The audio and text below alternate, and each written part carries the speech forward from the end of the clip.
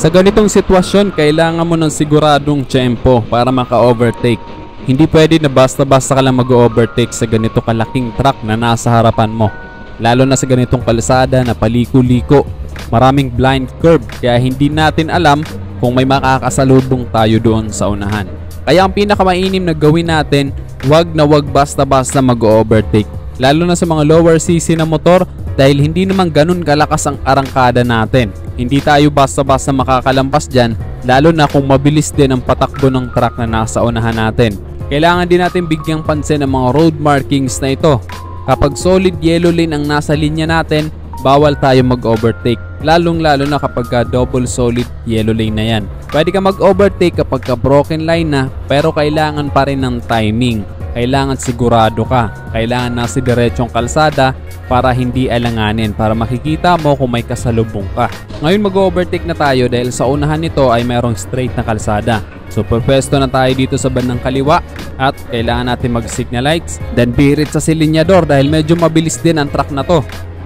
At kapag nakalampas ka na, balik ka na agad sa linya mo. Laging tandaan na kailangan siguradong tiyempo. Huwag basta-basta dahil marami nang nasawi sa mga bara-barang pag-overtake. At kung maaari, huwag ka nang mag-overtake kung mabilis naman yung nasa unahan mo para sigurado. Maigi ng mabagal, importante, safe kang makakawi. Dahil may mga nag-aantay sa atin sa bahay natin, may pamilya tayo nag-aalala sa bawat biyahe natin. Kaya dapat maging alerto, responsable at defensive rider tayo sa lahat ng oras.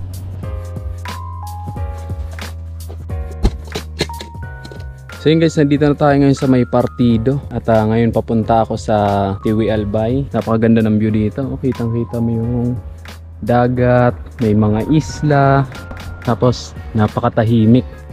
Nasandito lang tayo ngayon sa tabing kalsada. May nakita kasi akong bench dito. So design for pahingahan talaga tong area na to siguro. Kasi may mga, siguro kung may pagkain ka dito, pwede kang kumain, mag-snacks ka muna habang nire-relax yung sarili mo sa magandang view, di ba? Nakakatawa naman at merong nakaisip na maglagay ng ganitong upuan. Libre lang yan. Libre kang uupo dito. Chill ka dyan. Tapos ayun, makikita mo na yung napakagandang view. Total, nandito na rin naman tayo. Magpapalipad na rin tayo ng drone.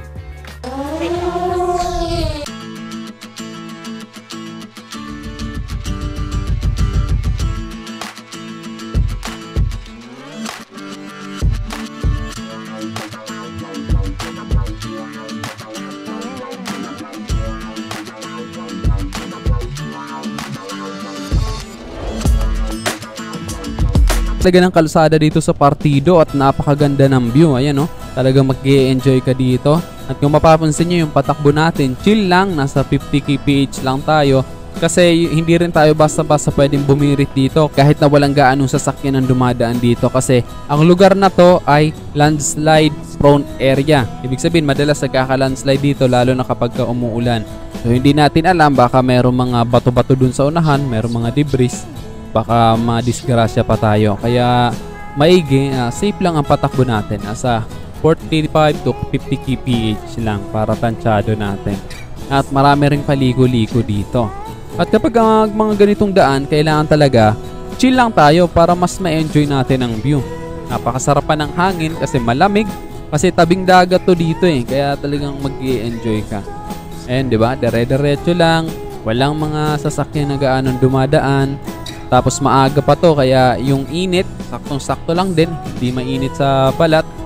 Kaya banayad lang talaga ang natin, patakbo. Talagang mag-e-enjoy ka sa ganito kagandang lugar. Dito lang yan sa mga probinsya, gaya ng Bicol, tapos sa ibang pang mga probinsya. At para sa akin, pinaka nagustuhan ko talaga tong daan na to. Itong papuntang Tiwi na to, galing dito sa Patitinan. Kasi napakaganda ng view, di ba? Talagang mag-e-enjoy ka. At kagaya ng kanina yung pinakita ko sa inyo, meron pang mga tambayan sa gilid. Kaya pwede kang mag-relax habang tinitingnan mo yung baybaying dagat.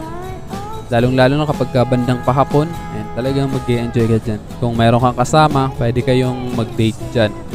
Pero maigi lang, huwag magkakalat dun. Kasi may mga nakita ko kanina mga kalat eh. May mga chicherya, mga plastic ng chicherya. Kaya dapat maging responsable din yung mga tumatambay doon. Kasi libre na nga lang. So dito, dire-diretso tayo dito. And straight lang naman yan. So pwede tayo medyo magpabilis ng mga 70 kph. Then ito, paliko na ulit. Ayan, di ba? Sobrang nag-i-enjoy talaga ako dito sa daan na to kasi bihira na lang din ako makapag-ride ng medyo malayo-layo eh. Madalas papuntang Naga lang, papuntang Legazpi. Ngayon lang ulit ako nakadaan dito sa Tuwi. Dito guys, dire-diretso na ang kalsada dito. Isang mahabang straight to dito. So pwede tayong medyo magpabilis ng patakbo. Pero syempre kailangan kontrolado pa rin natin ang silinyador. Kasi baka may biglang tumawid. Pero makikita naman natin malayo pa lang. Kasi napakaliwanag naman ang kalsada. Kasi maaga-maaga pa naman. At itong daan na to ay maano talaga to. Smooth talaga ang kalsada dito. Espalto. Walang mga lubak-lubak. Pero hindi pa rin tayo pwedeng magpakakampante. Kailangan defensive rider pa rin tayo. Dito meron dito mga nagbibilad ng palay. Kaya hindi rin tayo basta pwedeng gumilid. Kailangan medyo nasa bandang gitna lang tayo kasi may mga nagbibilad nga ng palay dito. Ayun, diba? Napakaganda ng kalsada. Talagang mag-e-enjoy ka dito. Malamig din yung hampas ng hangin kasi malawak yung daan. Tapos magkabilaan ay palayan. Kaya talagang relax na relax ka sa mahabang biyahe. Tapos, ayun, diba? Napaka-priceless ng ganito kung mararamdaman mo sa ganito kagandang kalsada. Papunta na nga pala ako ngayon sa Legazpi. Itong daan na to ay nasa Tabaco na tayo. Papunta na tayo sa Legazpi. At siguro dito ko na rin tatapusin ang bidyong to. Maraming salamat sa pagsama sa aking biyahe. Tapos abangan nyo na lang yung mga susunod natin biyahe. Bihira lang ako gumawa ng mga ganitong content eh. Yung mga nagmomotor or motovlog na na tag dito. Yung ganito na nag-drive.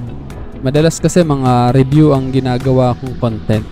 Pero masaya naman yung ganito. Pero minsan susundot-sundot ako ng mga ganitong content. Magpi-feature tayo ng mga magagandang kalsada dito sa Bicol. Hindi lang kalsada, magandang lugar dito sa Bicol or kung saan pa man. Kaya abangan nyo ang aking mga travel vlog. Sakto meron na tayong drone. Kaya ma-feature natin ng mas magaganda ang napakagandang tanawin ng Pilipinas.